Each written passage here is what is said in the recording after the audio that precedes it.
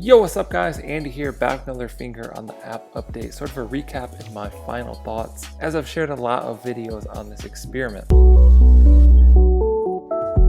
So the best information is right here on MrBeast Twitter. You can just go to tweets and replies and sort of read through everything. So basically here is the final outcome. Dear the 4 remaining contestants with your finger still on the app, I'm ending it here.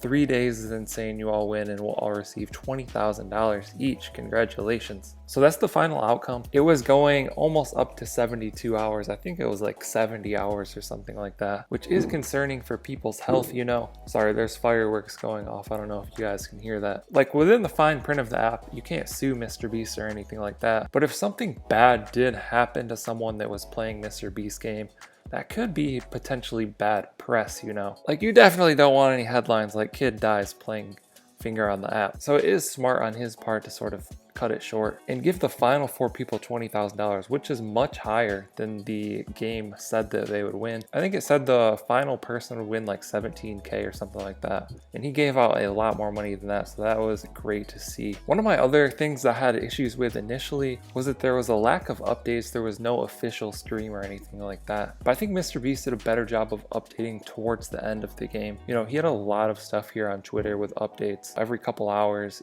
Keeping people updated, even paying people off to take their finger off the app, paying them $5,000 or $10,000. And some people did take that bait, and that was good to help progress the game. You could see people were looking rough towards the end. They were struggling. They looked really tired.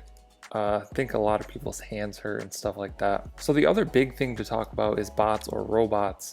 In the idea of robots winning, I think this is where there's a lot of confusion with the community and myself. I personally thought robots would win, but it seems that the last 4 people were legitimate, and a lot of the people towards the end were all legitimate. It just seems like they were actual people, which is surprising. So this is the big tweet right here. We did see robots or machines that could do the app. We saw people with styluses switching off. I don't think any of those people made it to the end. So MrBeast said, here's 5 of the 54 people remaining. Someone said everyone else is cheating. And then MrBeast's response is, they aren't, as far as I can tell. We can see patterns, pressure, and robots are repetitive, which none of the remaining players are. On top of that, earlier we mixed up the circle time to throw off unmanned robots, and everyone that survived had to actually be paying attention. So I'm not exactly sure what that means. I'm not sure how they switched up the robots. I personally didn't notice anything like that. And it seems like someone could still program a robot to be unrepetitive or change patterns and pressures and stuff like that. You know, if you just watch like a Mark Rober video, you'll see like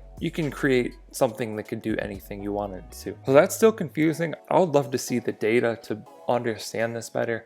And I wonder if they had a way to manually kick off people that they saw that were repetitive or had always the same pressure patterns, and that was what they were doing. So I'm wondering if they were like manually kicking people out. In the beginning, there's going to be so many people that you can't really tell who's robots, but once it gets down to like 1,000 people, 500 people, 100 people, you can start to look at each player individually and what they're doing and see like, okay, this looks like a bot here, this is kind of sketchy, and then just manually kick them out if they have that option. So I'm not sure if that's what they're doing. That would make sense to me. That would explain why there was no bots in the end, but I'm not 100% sure on how that worked, but somehow it worked. I was personally wrong. I wish I understood what this stuff meant and the control that they had so I could better understand it. But that's it. Congratulations to all of the winners. I watched some of them that were live streaming on Twitch towards the end, and if you turned on MrBeast tweet notifications, you could get like live updates, so that was nice. Still one of the coolest challenges, the biggest battle royale game ever that took place. This stuff is just awesome to me, and I hope to see more of this in the future and cover it with videos on my channel. So